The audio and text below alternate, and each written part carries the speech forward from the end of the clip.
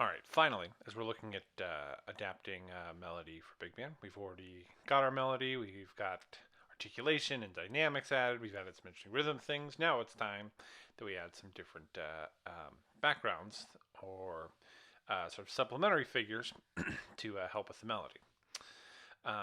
There's a number of things you could think about when you're sort of crafting what happens behind the melody. You want to sort of think about the role of this material.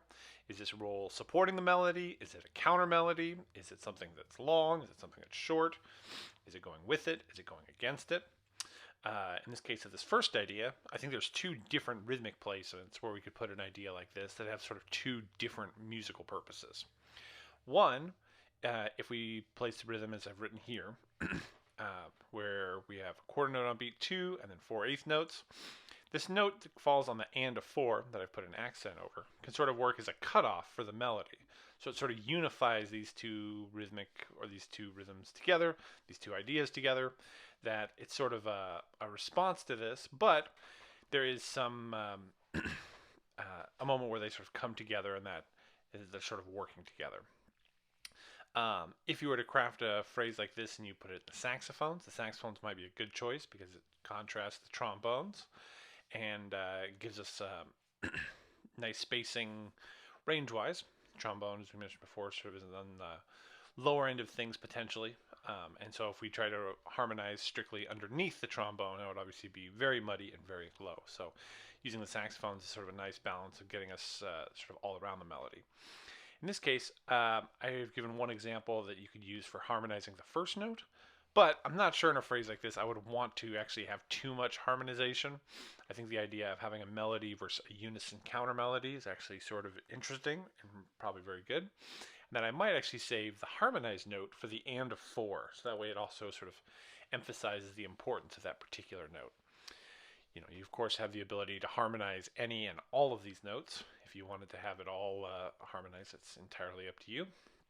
But for the purpose of this example, I'm just going to harmonize the last note.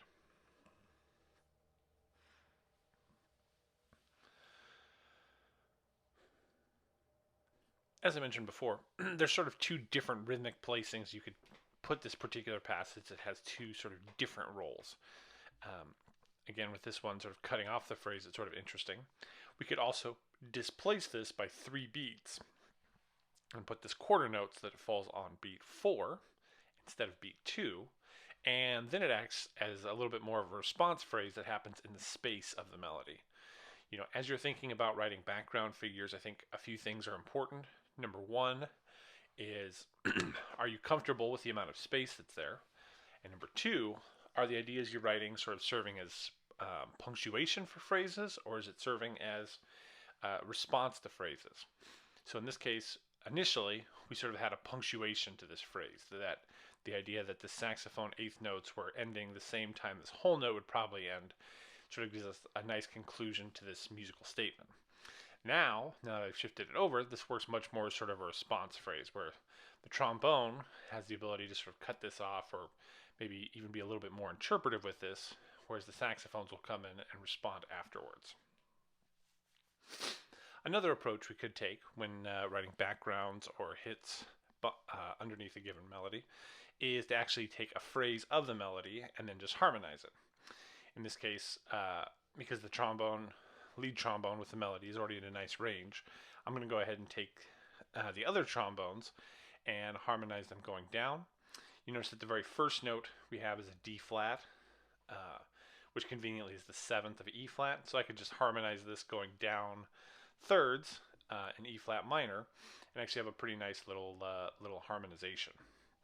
Now, if we were sort of approaching this from a part to part standpoint, if we look at the lead trombone part, the and of 4 in the bar before sort of serves as a pickup note into this phrase, and to have these parts make a little bit more musical sense, it's probably a good idea to add that. Now, as you're adding in these types of parts, it's up to you whether you want to harmonize this pickup note we're adding in, or is it up to you whether you want to just keep it all unison and then the harmony breaks into the next bar. Either solution works, and some of these will be artistic decisions that sort of define how you would like to approach it. Also notice that I copied the dynamic as well, that I put the dynamic before I copied it, so that way all the parts have the same dynamic established for all of it. When you're looking at adding background parts, whether they're hits or long notes or something else, it is important to consider the role where they fall in regards to the melody. Are they above the melody? Are they below the melody?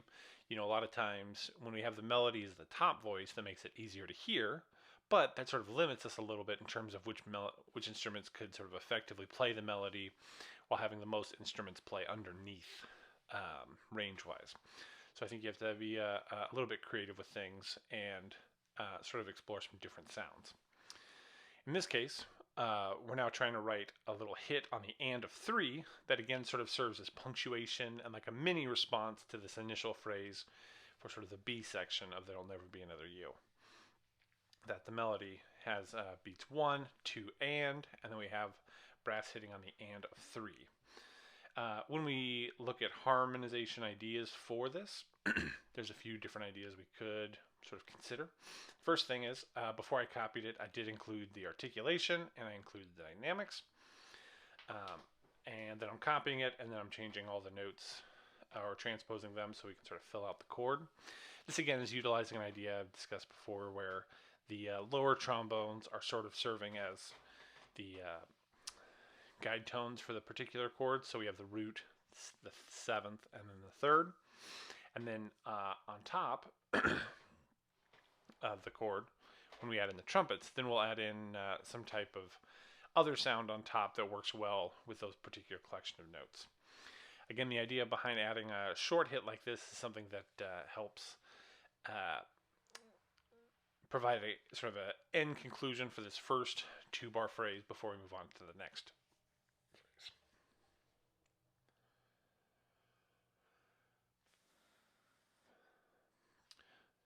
Another thing that's sort of interesting to note in this particular chord, that the melody note is a C natural, which over a G flat 7, sharp 11, is the sharp 11. So that is a pretty colorful tone that we have to begin with. A few things to be aware of. One, I think this is just a... first thing is we want to be very sensitive to the fact that that note is in there. If you tried to use a D flat somewhere on top, the 5th, as part of the trumpet voicings, it would probably sound pretty strange. Secondly, when we're looking at the sort of top notes that I've added for the trumpet, I've added a concert A flat, E flat, and C, which is a A flat major triad. Again, if we're able to use triads on top for the trumpets, a lot of times this works very good. And this also works as a nice upper structure triad, where we have the 9th, the sharp 11th, and the 13th.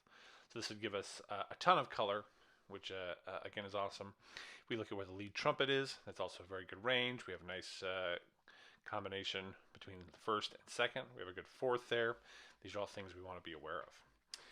The second, I should say the 4th and last idea that we're exploring here as part of our writing supporting figures for the melody is writing pads or long sounds.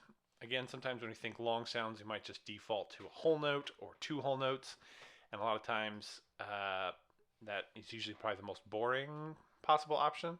So if you're able to create, again, a little bit of syncopation, but a phrase that doesn't sort of disrupt what else is happening. In this case, I did 1 and the and of 2. And then I connected the saxophones with the trombone phrase that happens on the and of 4. I think this would be pretty successful. Again, you'll notice I'm putting accents on all the upbeats to make sure that those are sort of brought out by the performers. I'm adding a forte piano so that it matches what the lead bone is doing. And now that I have sort of all that basic information in there, I can go out spelling whatever the particular chord is. I think it's B flat 7 going to B flat minor in this case. But I'll be able to copy this phrase and move it up to all the saxes and then change the notes so that it all harmonizes sort of successfully. Again, because we're using this is sort of like a background idea, and we're not totally worried about what the lead voice is for alto 1, since the melody's in the trombone. We just don't want anything to conflict. I'm probably going to opt for one of our basic spread voicings, in this case, like a B position, where the tenors are playing the 7th and the 3rd, and then alto 2 and alto 1 are playing 5th and 9th, so we get sort of nice coloring in there. Also, again, by having the last whole note be anticipated and pick up on the and of 4, this also gives something that's very idiomatic to the jazz realm, and also very effective for just sort of breaking up our rhythm and making things sound a lot more like we would expect, where we're just sort of anticipating by one half of a beat.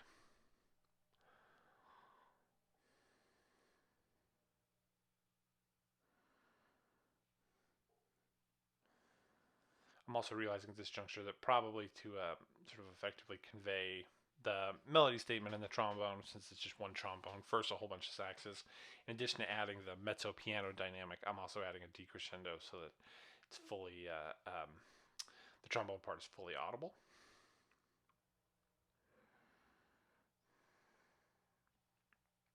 And again, as I go through the process of sort of filling this out, I do just want to sort of mention again some of the ideas that we talked about here, as well as other ideas that I might include on this particular arrangement. Number one, we want to think about sort of the range of the backgrounds you're writing and how it fits in with the melody. Is it going underneath the melody? Is it surrounding the melody? Is it above the melody? I think there's cases where you might see all of the above, but we always want to have a big sensitivity to the melody. Sometimes the melody will go harmonically to places we don't always suspect, as I mentioned, like with that C natural on the G flat 7 sharp 11 chord. Secondly, there's lots of different ways we might craft a melody. Craft backgrounds. We might have short hits that are just eighth notes that help provide sort of punctuation. We might have long sounds that are pads. I would recommend getting away from just whole notes if you can anticipate them by going on the and a four, or just anticipating a few of them. Sometimes that's very effective. We can think about little melodic phrases that can either be call and response ideas or ideas that, again, sort of help provide punctuation. I mean, you can think about writing backgrounds that go with the melody. In this case, that's what I've crafted in the trombones, where it's literally a phrase pulled from the melody that's just harmonized to sort of help break things up. If I was to add any additional backgrounds to this, I would consider adding something in the very last bar with the forte piano, probably in the trumpets, that again sort of provides some type of punctuation to end that long note so it sounds very conclusive. Hopefully, this has been very helpful for you.